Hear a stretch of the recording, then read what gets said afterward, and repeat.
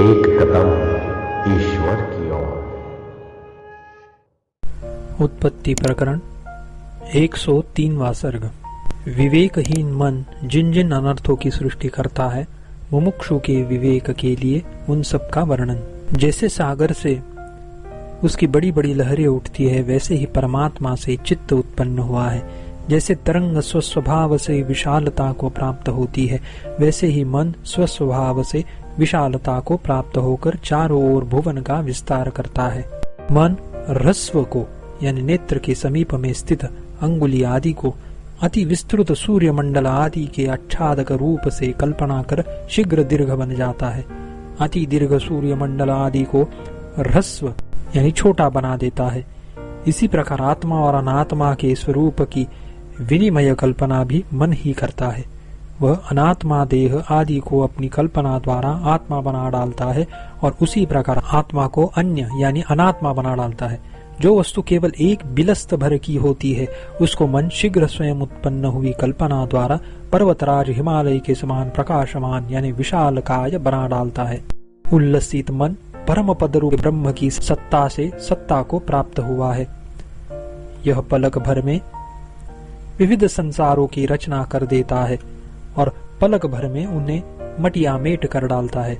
जो कुछ भी स्थावर जंगम यानी चराचर जगत दिखाई देता है, संपूर्ण पदार्थों से भरा हुआ यह सारा जगत चित्त एक पात्र के आकार से दूसरे पात्र के आकार को धारण करता है। वैसे ही देश काल क्रिया और द्रव्य की शक्ति से व्याकुल हुआ मन चंचल होने के कारण एक वस्तु के आकार से दूसरी वस्तु के आकार को प्राप्त होता है। वह सत पदार्थ को असत बना देता है और असत को सर्वथा सत बना डालता है। तदनुरूप ही सुख दुखों का ग्रहण करता है।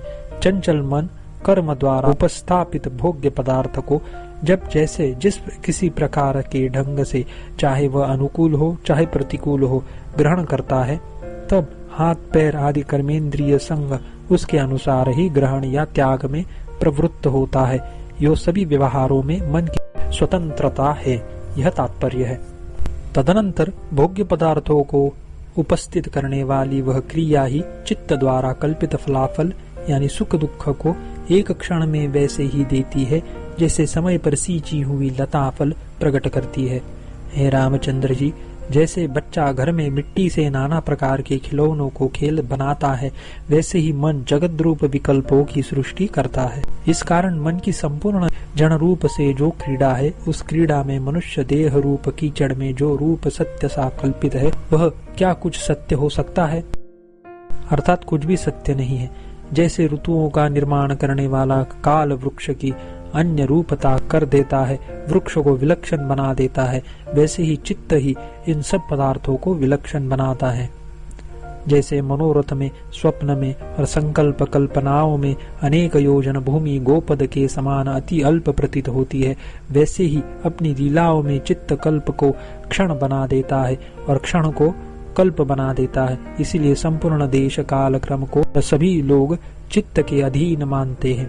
रजोगुण का अधिक्य होने पर तीव्रता और तमोगुण की अधिकता होने पर मंदता, इस प्रकार वेग के भेद से आकार की वृद्धि से पुष्टि होने पर बहुत्व और आकार के न्यून होने से क्षीणता होने पर अल्पता, इनके भेद से तत्त वस्तुओं की सृष्टि के अनुकूल उपासना आदि में विलंब होने से मन में प्राप्त हुई जो सर्ग की यानी सृष्टि की अशक्ति है, उससे हम मन की वास्तविक सर्व सृष्टि शक्ति का अपलाप नहीं कर सकते। जैसे वृक्ष से पल्लव उत्पन्न होते हैं, वैसे ही मोह, भ्रम, अनर्थ, देश, काल, गमन और आगमन ये सब मन से ही उत्पन्न होते हैं। जैसे जल ही सागर है और जैसे अग्नि ही उष्णता है, वैसे ही विविध व्यापारों से पूर्ण संसार चित्त ही है, उससे अतिरिक्त नहीं है। भाव यह है कि कार्य कारण से अभिन्न होता है, अतः चित्त का कार्य यह संसार भी चित्त रूप ही है। कर्ता, कर्म और कारण और करण से युक्त दृष्टा, दर्शन और दृश्य से संपन्न तथा भोक्ता, भोग्य और भोग रूप जो यह 9 प्रकार का संसार रूपी अनर्थ प्राप्त हुआ है, यह सब चित्त ही है। जैसे सुवर्ण परीक्षा करने वाला पुरुष बाजूबंद, मुकुट, कड़ा, हार आदि आभरणों से कल्पित नाना स्वरूप का त्याग कर एकमात्र कांचन में बुद्धि का प्रणिधान करने से सुवर्ण की परीक्षा करने पर वास्तव सुवर्ण को देख सकता है। बाजूबंद आदि के रचना वैचित्र्य में जिनकी बुद्धि फंसी है वे वास्तविक सुवर्ण तत्व को नहीं देख सकते। वैसे ही विवेकी पुरुष भी जगतों को, तदंतर्गत भुवनों को और उनके अंतर्गत वन आदि सब वस्तुओं को आत्म भेदों से यानी स्व वैचित्र्यों से चित्त स्वयं प्राप्त हुआ है। अतः यह चित्त मात्र ही है, चित्त से अतिरिक्त वस्तु नहीं है, ऐसा देखते हैं। अविवेकी ऐसा नहीं देख पाते। 103वां सर्ग समाप्त।